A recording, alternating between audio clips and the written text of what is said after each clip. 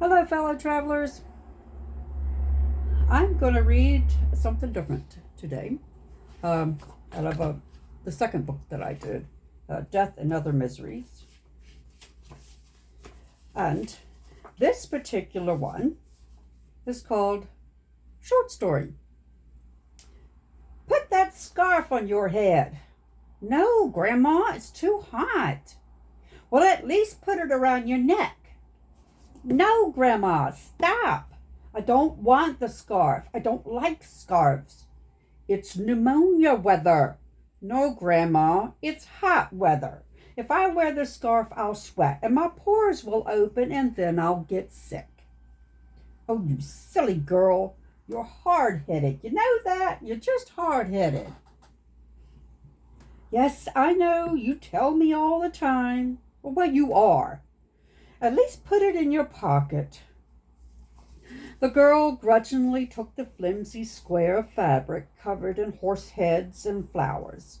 She looked at it briefly, looked at her grandmother with a grimace, then shoved it in the back pocket of her jeans. The screen door slammed behind her as she flounced outside, headed for her bike. And stay away from that boy! Your mama would have a fit if she knew. No, she wouldn't. And he's a very nice boy. Besides, they're in Florida on vacation, yelled the girl as she started down the road. Oh, that silly girl. Stale air swirled around the grandmother's head as she turned into the room, picking up cups and glasses on her way to the kitchen. Just as her ancient hand reached the sink, a tremendous crash rang out. The tiny house shook. Without realizing it, she dropped the dishes, glass shattering in the sink. Stunned, she ran through the living room and hurled herself at the window in an effort to see what had happened. A semi-truck mingled up with a neighbor's car, and a street light looked as if each were part of the other. Surprise was overtaken by sheer cold panic. Wrapped around the light post was a rusty blue bicycle. Suddenly, each breath became labored. The walls started to close in. The world became white as the blood drained from her face. She turned for the door, her chest heavy and tight.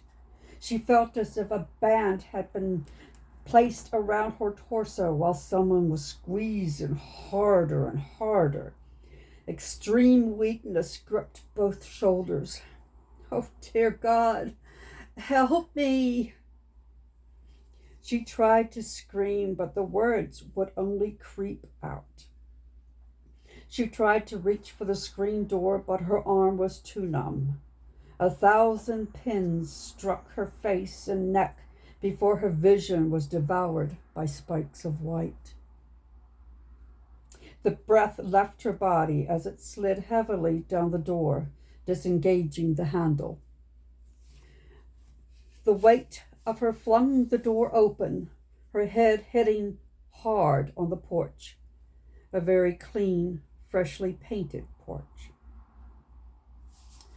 Stunned and gobsmacked, the girl was standing in Mrs. Matthews' driveway next door, staring wide-eyed at her bike. Mrs. Matthews stroked her hair, equally transfixed. Hey, it's all right, I've got you. We're miles away, Mrs. Matthews exaggerated as she recovered herself. I know. It's just, wow. If I hadn't helped you move the trash cans. Yes, but you did. And you're okay. Hey, now your dad will have to get you a new bike, huh? Mrs. Matthews tried to get the girl's mind off her near death and real death of the man in the cab. People were all over the place now as they waited for the police and an ambulance. Supposition was rampant.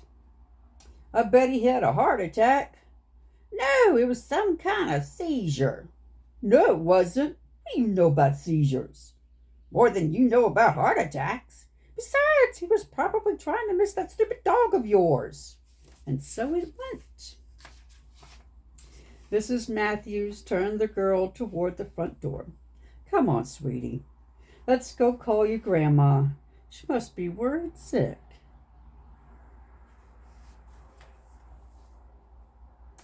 The end.